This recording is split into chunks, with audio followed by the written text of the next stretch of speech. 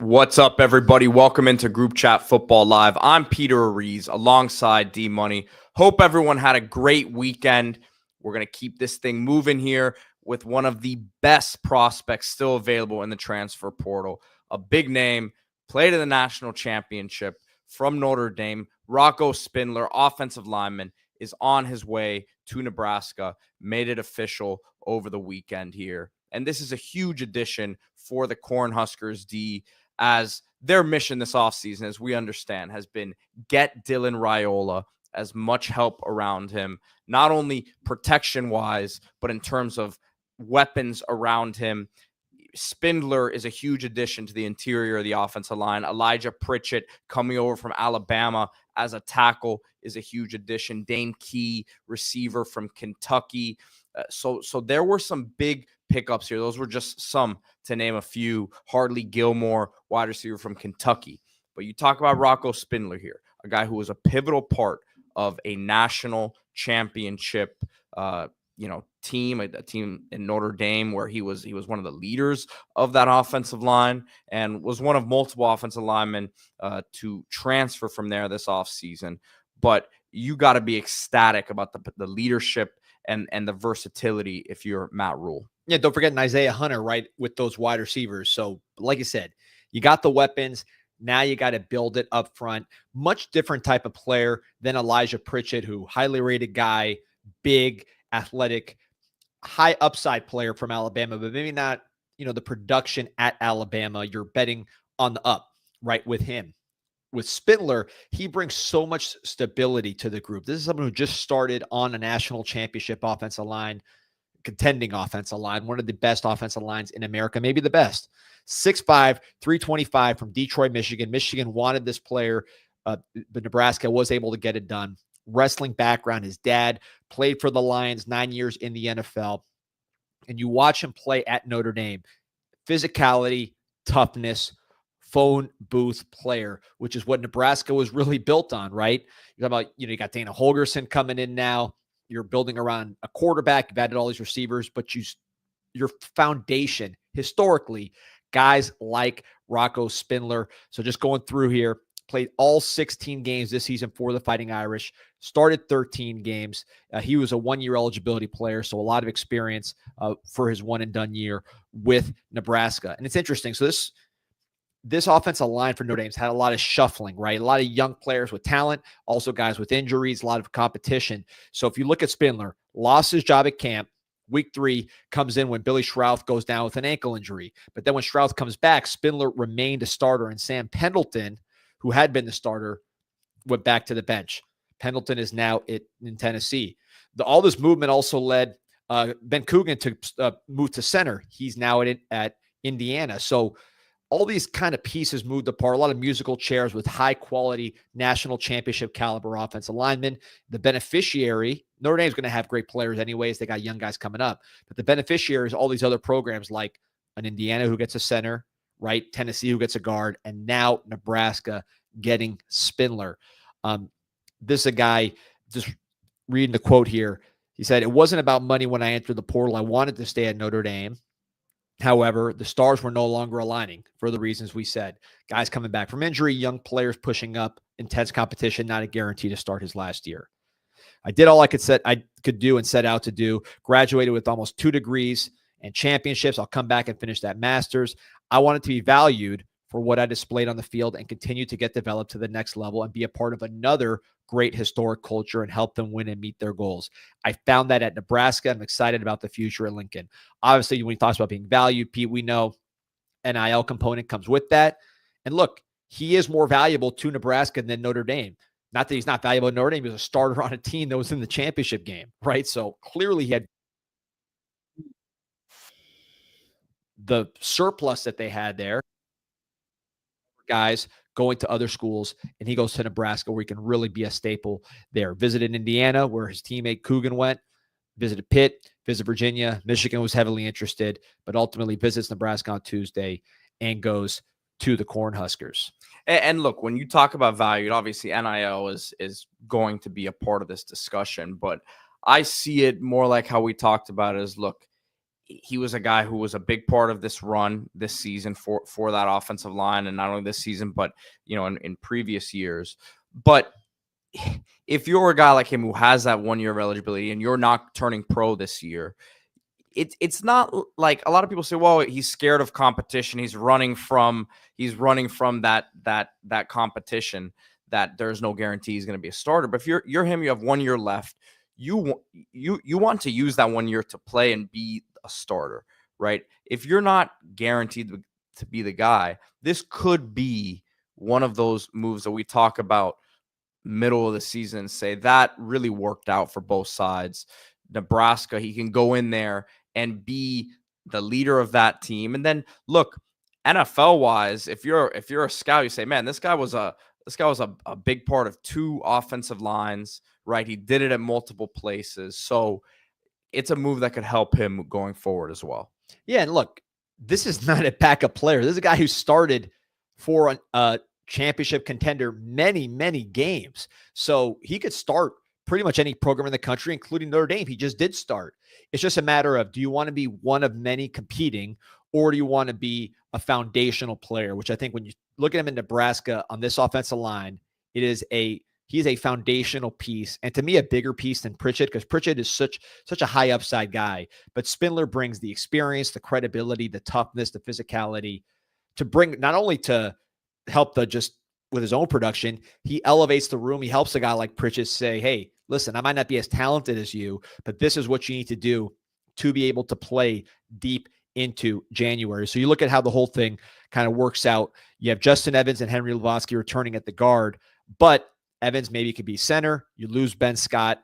We mentioned Pritchett at tackle. You got other guys in there, Sam Sledge, some other options. But I think having this solid piece that you know exactly what you're going to get, put him right in there, let the competition continue in spring, and you are going to be a much better offensive line. And you look at what they needed, 99th in yards per rush at Nebraska, which is like, for someone like me who grew up in the 90s, right? I was born in 85. The idea that the Nebraska is 99th in the country in yards per rush, it just doesn't sit right. 62nd in sack percentage. Obviously, you got to protect Raiola. That's the biggest thing in your program right now. But I just think more than the talent, which is considerable, there's a highly recruited player, NFL bloodlines, great size, tough, etc. The attitude, watching him play. I watched him against Louisville and really focus on him when he entered the portal. This guy can move people. He can get to the second level, but he's certainly, I would classify him more as a people mover, short area brawler. And I think going to be a fan favorite in Lincoln, and what's turning out to be a huge, huge season for Matt Rule, not on the hot seat or anything like that. But, you got the quarterback. You've now brought in a lot of transfer portal guys. You've had some recruits get in there. It's time to go, and is going to help them win right now. I will say, man, you see all these transfers and commitments these days, and they all have the baby pictures somehow in the school that they're committing to. I don't know, man. I think there might be some AI involved here. It's too common these days. Maybe the kids just wear a lot of different uniforms. I only had one growing up, but maybe these days the kids wear a lot of, my kids wear a lot of different uniforms. Like they like Ashton Jeanty, they like Travis Hunter, they like Cam Ward. So maybe that's just kids these days like a lot of teams, right? So it works out in the portal era. Yeah, makes sense. So that'll be an interesting one to track, man. I think you got to go all in with Raiola here if you're Matt Rule, and they're doing just that. So obviously it seems like there's been a big NIL commitment, I would call it, as well this offseason at Nebraska, and big year ahead for that coaching staff and for Raiola. And a lot of turnover on defense, losing your defensive coordinator, losing some players with that transition. State, yeah. But I think it's like you said, it's all about Raiola. You're in Nebraska. You do not often get players like this that are NFL type pocket passers coming out of high school, 5-star. That's just not a player you would typically project to Nebraska. Of course, there were family connections with Raiola and everything else. But when you get that kind of guy in house, you need to do everything possible for him to succeed. Because if he succeeds, he puts up big numbers. He's number 1 overall pick or top 10 pick. He elevates your entire program. Look, if your defense isn't as good as it could be, because you've invested so much in the offense and you're losing shootouts, winning some shootouts, it's okay. You're not expected to be a national championship contender right away. But if your offense, and particularly this player, meets their potential, it will elevate your entire program. And then you can go in the portal and plug holes on defense when he's a junior. But in the future, you can recruit off the fact that you've had a elite player like Raiola succeed. And Spindler is going to directly impact his success. So North Carolina, Bill Belichick has been, full speed ahead since he took this job and made it officially official a couple weeks ago, signing the contract there. But been doing a lot of work on the recruiting trail, both for the 2026 class and also to kind of put a finishing bow on this 2025 class, unearthing some players who were a bit under the radar. So we'll kind of start with a trio of players who committed to North Carolina over the weekend. And it was, we'll take a look at each of these guys separately. But some good players here in this trio, starting with Shenard Clower from Lakeland, Florida. Yeah, Lakeland is an absolute powerhouse. For those of you who don't know, in the state of Florida, the Dreadnoughts, I believe they have 9 state championships. A lot of famous alumni, the Pouncey twins. I was just watching Arian Smith in the Senior Bowl. He's a Lakeland alum. So this is a powerhouse program. And when you have these transitions where you're coming in late in the game, and with this new portal period, or this new, early signing day period, right? It's February 3rd. Bill Belichick, came in a little over a month ago.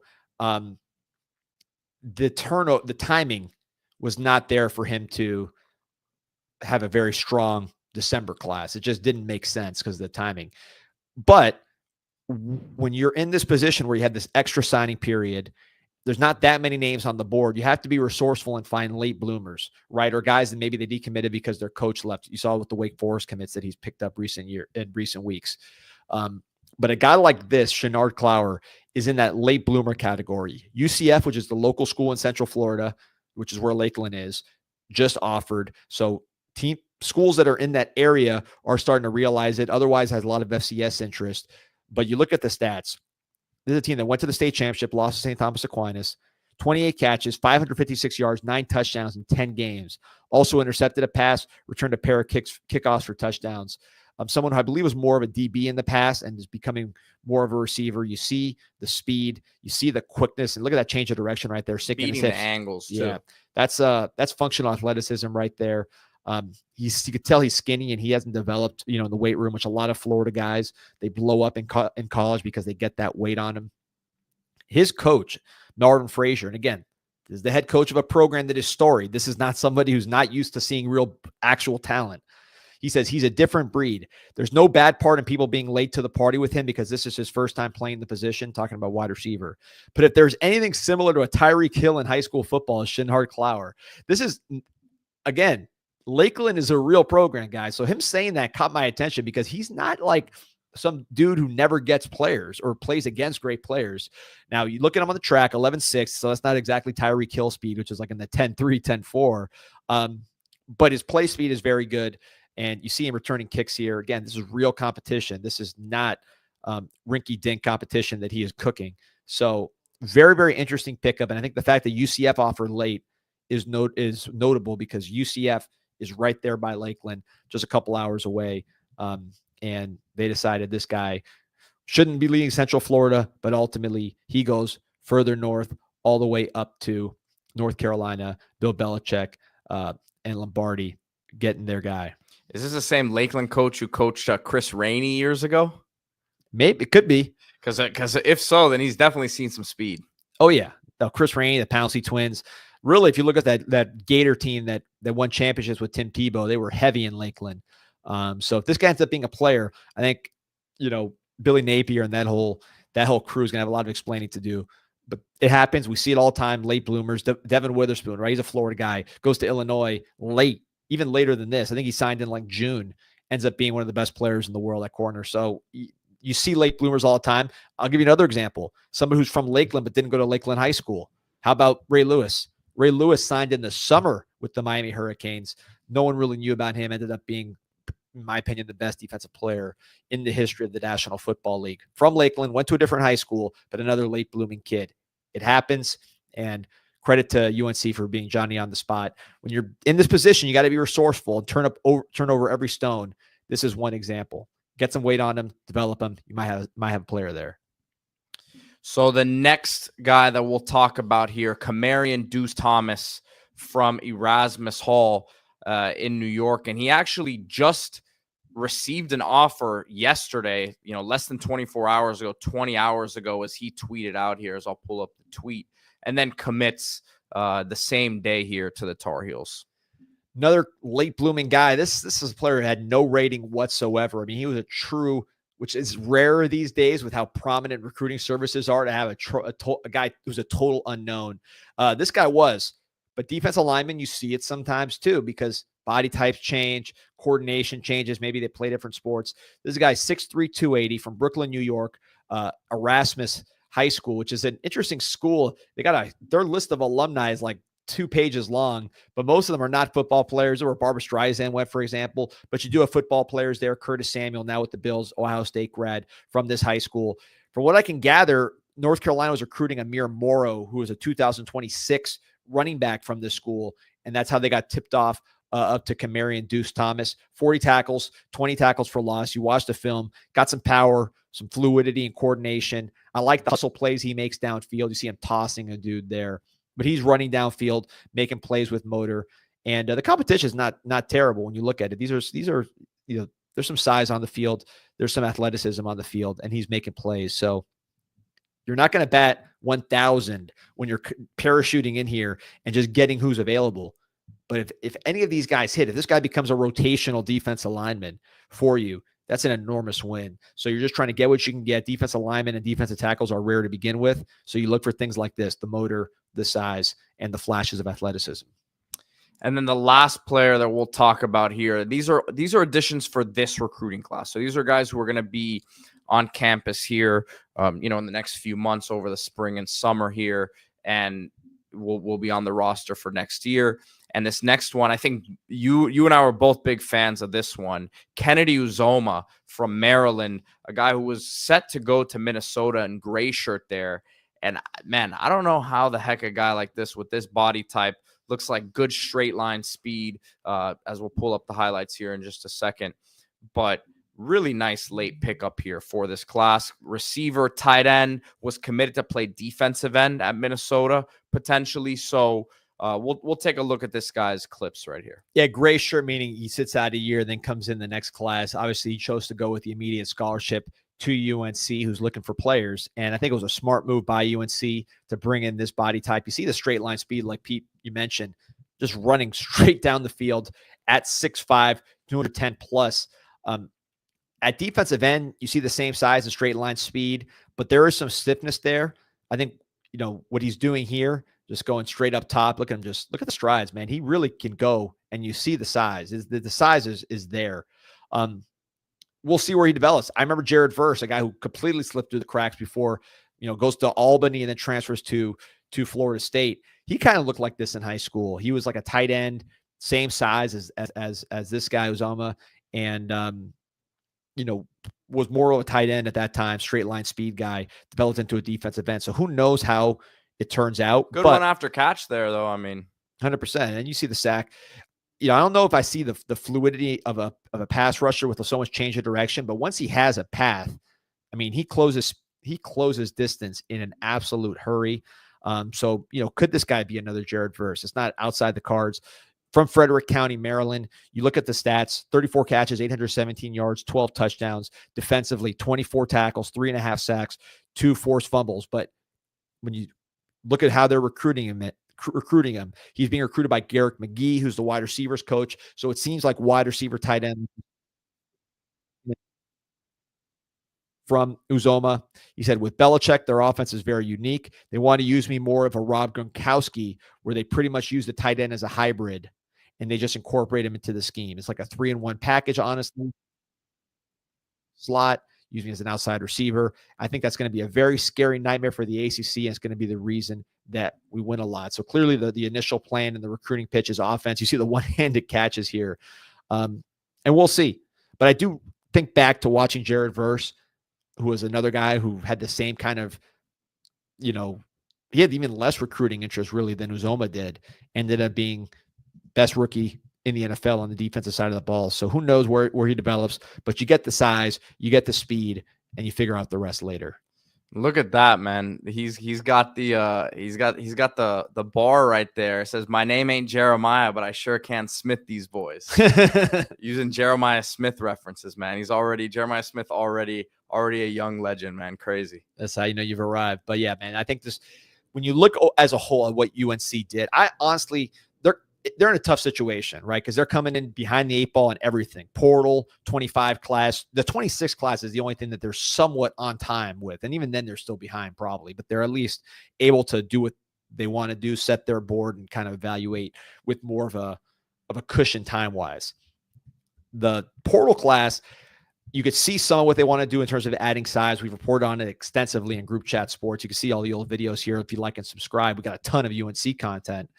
But there's only so you got to get players to play next year, right? So you got to take what's out there. High school's similar for the 25 class, but I actually like what they've done with this 25 class even more than the portal, because it seems like they're getting guys that fit a certain profile that you could really see the vision for what they want to do.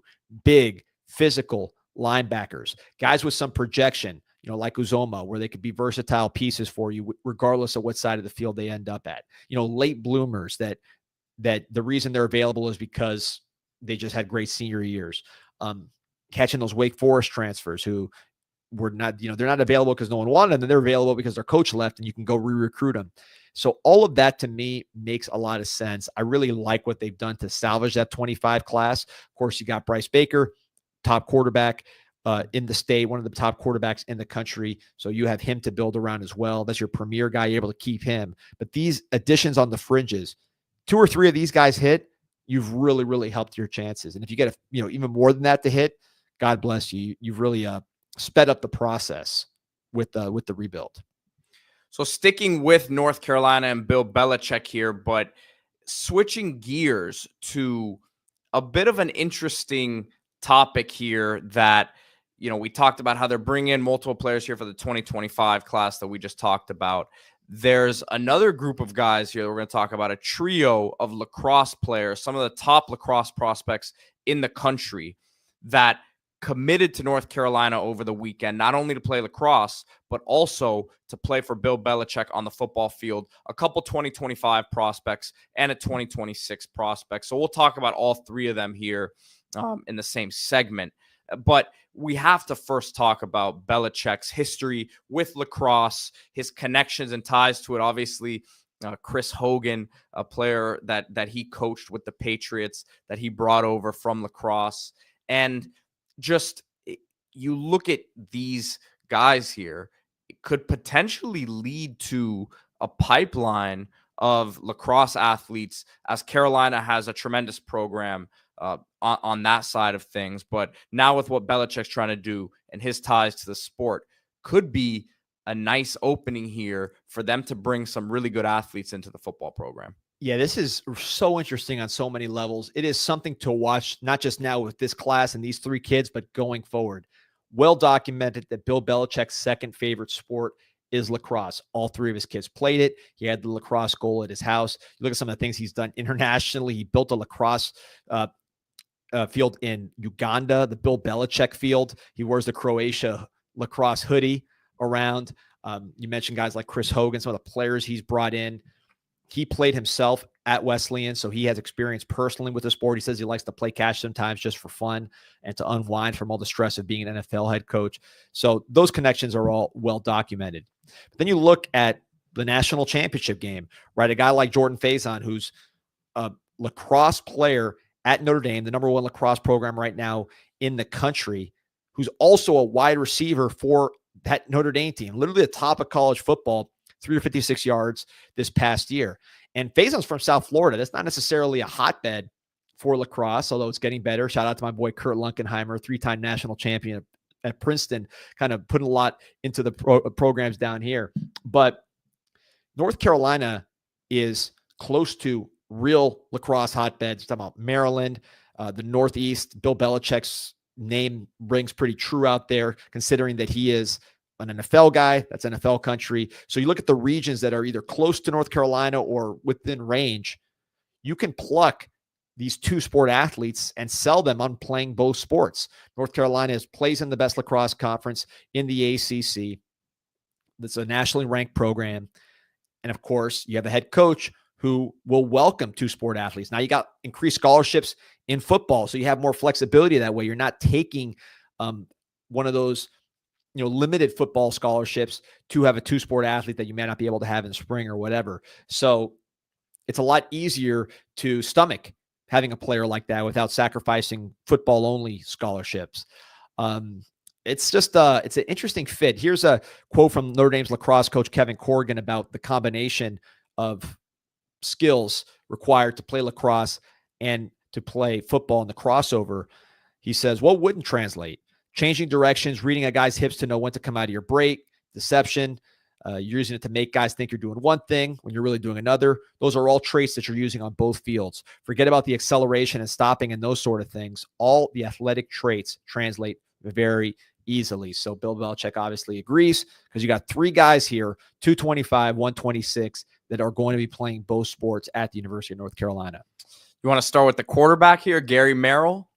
This is my favorite one. So let's just start right there at the top. This is somebody you could see right away competing in the ACC with a role, right? So this is a 6'1", 185-pound senior quarterback, the Gatorade Player of the Year in football, who's also a five-star lacrosse recruit as a two-way midfielder. So he's excellent at both, not just good at both, excellent at both. 1,955 yards rushing, 32 touchdowns. Also passed for a little over 1,700 yards, 19 touchdowns. More of a running quarterback, though, clearly first-team All-State. And, man, you could see when you watch his film, a wildcat quarterback on day one. He's got the size of 6'1", 185. He's a little bit of an upright runner, but, man, he does not struggle to break tackles. Guys bounce off him. Then you see a little bit of the speed right there. He's pulling away from guys from Melville, New York, in Long Island, New York Catholic League. And this guy just dominated, man. I mean, I don't know if he's going to be a receiver, a running back, a tight end, or if he actually trains at quarterback. But this right here is what I think you could have him do right away. Remember, Bill Belichick got Tim Tebow later in his career. Didn't use him because he had a guy named Tom Brady, but you could see him potentially leaning on a wildcat quarterback, particularly in the college level, doing exactly what you're seeing right here, just breaking tackles, beasting, and having some surprising speed as well. Yeah, we'll let the tape roll for a little bit because there's a few other runs here where he's pulling away from people, and you see them playing at Hofstra there, a big lacrosse program as well. So, I mean, this is a guy who, like you said, was a five-star lacrosse recruit, right? So legitimate big-time athlete. You see the change of direction here, and I think there's got to be some sort of package for them to use him in, especially when you're not great at quarterback next year, which we'll see what happens, but it doesn't look like there's not Drake May, Sam Howell, North Carolina. That's very quarterback centric, at least not next year. So you're going to be trying to find ways to generate offense.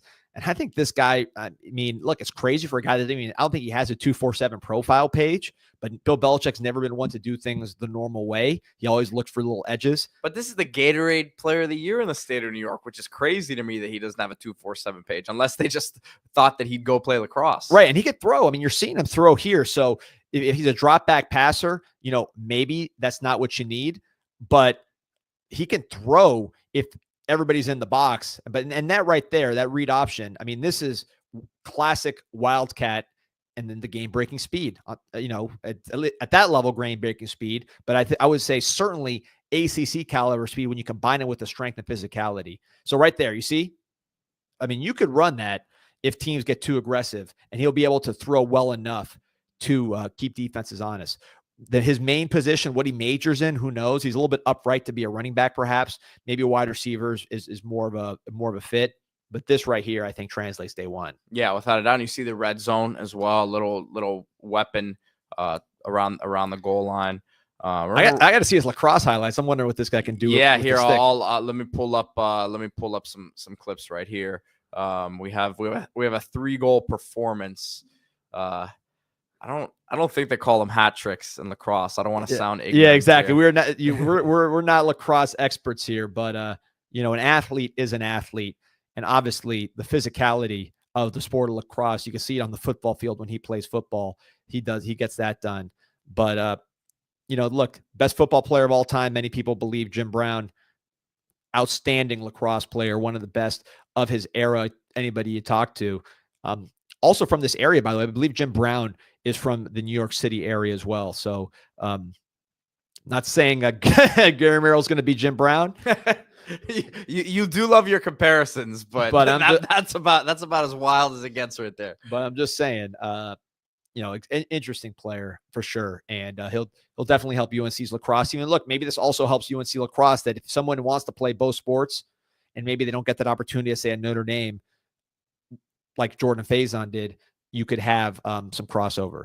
As we keep getting through this trio of lacrosse and football commits here, UNC 910 says that Clower kid's tape is crazy, seemingly top tier speed. And yeah, man, it looks like he's pulling away from people. The track times don't match up with what we saw on tape there, without a doubt. Yeah, and sometimes that happens, guys.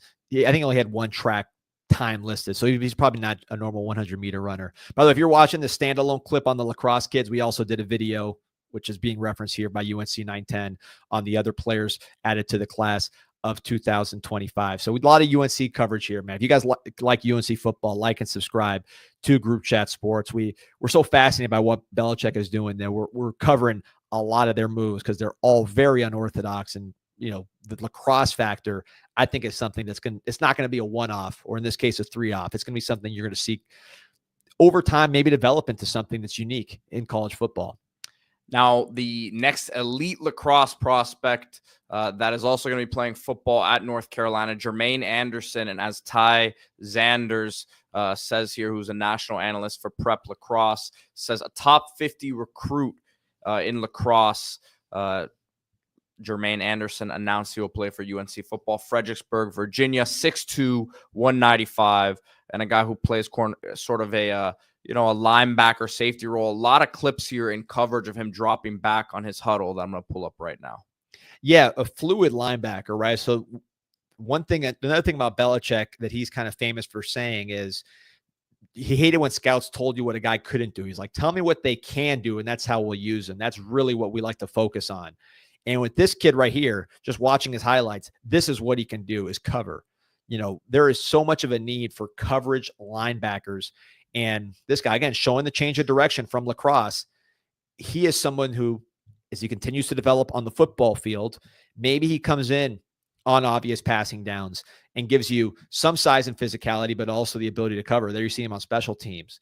Versatility is a hallmark of the Bill Belichick player, ability to contribute in unique ways. And I think with this guy, I think the coverage stands out.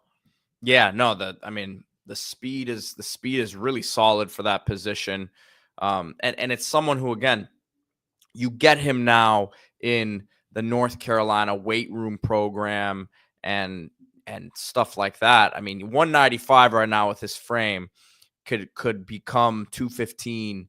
Obviously he's got to play lacrosse too, so we got to see what sort of how the weight changes affect the lacrosse as well. I'm sure that will all be part of the discussions here. But in terms of the football, adding weight should be a pretty easy thing for him. And you keep some of that twitchiness as well. And you got at the very least, you got a guy who I think can be an impact player on special teams immediately. Yeah. And look, a lot of times with young linebackers, that's how they break through. 100%. And a lot of times the coverage part is where they struggle, right? Usually that's something you teach in school. But he's got that already. So very interesting player. If you showed me this football tape and said that this was a late addition to the class, I wouldn't have second guessed it. Which is why it's so interesting that these guys are lacrosse players, because the football only part of it is certainly more than credible. And now the third and final lacrosse prospect here that we're going to talk about, who's actually for the 2026 class. So these first two players, Gary Merrill and Jermaine Anderson, will be additions for the 2025 class. But this next one here in Crew Davis is a 2026 recruit. And as I pull up his commitment here, he committed yesterday afternoon. Guy from Iona Prep in New York, and you see him here in the picture, man. He's got a good build to him, and I'll pull up the highlights here in just a second. Yeah, and spoke to some sources in the New Rochelle area. Said excellent football player, a lot of versatility for this kid. Like you mentioned, class of 26, similar area. I mean, this is New York City suburb, so not that far from where Merrill played his high school ball, and an area where you could see North Carolina making more of an impact. We talked before about the defensive tackle from Brooklyn. So this is an area, Deuce Thomas, right? So we're getting more players from the New York City area coming into North Carolina. This is just another, and you see some speed there with this guy. Is he going to be a running back? Is he going to be slot receiver? Is he going to be a defensive player? Is he going to be a special teams contributor? I mean, who knows? But clearly at the high school level, very, very productive as a running back. Yeah, without a doubt. I mean, the burst, I see a lot of burst, man. I mean, is this a guy who could maybe play some linebacker? I don't know, but usually a guy like this is so productive offensively. It's going to be hard to convince him to play on the other side of the ball. Yeah, 10.6 yards per carry. Also caught 52 passes for 728 yards, 7 touchdowns. So the guy can do both in terms of running and catching the ball. State championship game, 17 carries, 336 yards, 3 touchdowns. So the guy is clutch, tough runner. I think probably more straight line than lateral with him, but he does have speed. And here you see him. I mean, this is where he could really make an impact. I don't want to make the easy Danny Woodhead comparison. He's a white running back playing for Bill Belichick. But, when you're not the biggest guy in the world, you got to catch the football, and he's doing that. No, he's got burst. Like you said, it is a bit straight line, but man, I mean, he's when he sees a little bit of a hole, 10.6 yards a carry. Obviously, we see he's busting off a lot of big runs, but that acceleration in the first few steps is evident on his tape. So real quick before we get into the next topic, Brandon Lee asking about Mike Eckler, hire for Nebraska special teams coach. Yet to get somebody from Tennessee with the athletic department at Tennessee rolling like it is right now, football, basketball, baseball, I was shocked by that. But I guess he's from Nebraska. He's from Nebraska, which with that hometown tie was able to pull him in. But man, Tennessee does not lose anything these days with the way that athletic department is rolling. So shout out for Nebraska making that power hire, leaning on those hometown ties. So we'll wrap today's show up with another 2026 recruiting story. And it was a short-lived commitment for Jarraylen McCoy, one of the top 2026 defensive linemen in the country, as he's decommitted from LSU, committed to the Tigers on January 2nd when he was out at the Under Armour All-American game there. And listen, he's like I said, a highly coveted 2026 D-line prospect from Mississippi. So he's got all these top SEC schools after him. Was just at Ole Miss over the weekend. Tennessee is in the picture big time. His 3 finalists when he made his commitment were LSU, USC, and Tennessee. So Tennessee still heavily in the mix. And you'd expect an Ole Miss, a Mississippi State as one of the local programs to keep themselves very much in this battle. Yeah, this is a guy who's from Tupelo, Mississippi, home of the king, the GOAT, Elvis Presley. So he's not a Louisiana player necessarily. You look at the state of Louisiana from an LSU perspective, Lamar Brown, Dylan Berryman, Darius McKinley. So there's a lot of in-state talent in Louisiana for your LSU that you can rebound with. But has produced some absolutely incredible defensive linemen. I mean, doesn't get any better than Chris Jones, right? Jeffrey Simmons. So Mississippi is a factory in some respects of big athletic defensive linemen. They don't always go to the Mississippi schools. In those 2 cases, they did. Here, it's Ole Miss, not Mississippi State. That's got a lot of buzz. You just had On3 put in a crystal ball for Ole Miss. He was just at the Ole Miss junior day before deciding to decommit. Number 79 player in the composite. I watched him extensively during Under Armour practice week and then in the game. And I thought he stood out even amongst the best players in the country. And he was only a junior playing up in that Under Armour All-Star game. Usually it's only seniors. This year they have juniors playing. And he, as a junior defensive lineman, stood above almost everybody, both literally at his size, listed as 6'6". He could easily be 6'7". And then with his play in the game, he was outstanding. You read some of the reports of how he's been playing at Tupelo. Inconsistent. The team was very good. 14-0, won the Mississippi 6A state championship, but not the most consistent on the field according to people down there on the ground. 30 tackles, 7.5 tackles for loss, 1.5 sacks per max prep. So those numbers don't scream top 100 defensive linemen. But this is a traits position. And just watching him with clean eyes, I knew nothing about his high school production. I'm just watching the Under Armour game and saying, who is this monster who can move, who's making plays, and is going to be a really, really big player. Committed to LSU at that game. Obviously, that was a short-lived commitment, but Ole Miss, if they can, they're known so much for what they do in the transfer portal.